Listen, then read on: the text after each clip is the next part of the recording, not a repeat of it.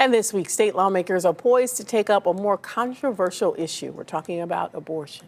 At this time, the proposal they're considering impacts women who take an abortion pill. News 5 State House Bureau reporter Morgan Trout looks at the proposal and speaks to people both for and against it. The right to get an abortion is arguably one of the most controversial issues that has taken Ohio by storm throughout the past decade. Let's take a look back at the journey to what led us here to today.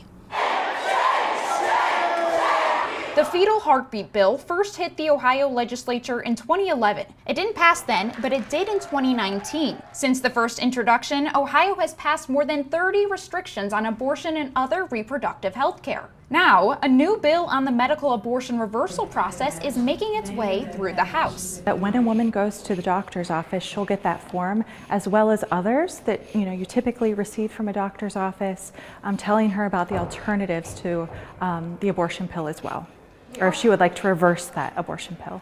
House Bill 378 would require the Department of Health to publish information and give copies of materials on an abortion reversal process before the patient takes abortion pill mifepristone. The process would be taking repeated doses of another drug that supporters say would counteract it. Pro-Choice Ohio says this is a campaign based on misinformation. There's nothing in this bill that would require that pamphlet to say this is experimental and not proven. Deputy Director of the group, Jamie Miracle, says the bill would utilize one experimental treatment that was conducted with 12 participants. After the reversal pill, a fourth of the group experienced hemorrhaging. She adds the study concluded that the sample size was not sufficient enough to draw conclusions. Ohio Right to Life's Mary Parker says she just wants everyone to know their options. They're just going to be given a pamphlet from the Ohio Department of Health letting them know, should she regret her choice, there are options available. What we're seeing again with this bill is anti-abortion legislators in conjunction with anti-abortion advocacy groups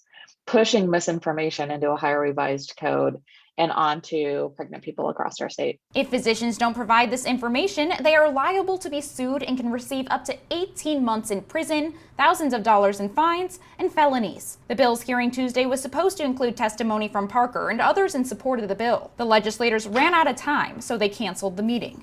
The next hearing will likely feature testimony from those who oppose the bill. At the State House, Morgan Trout, News 5.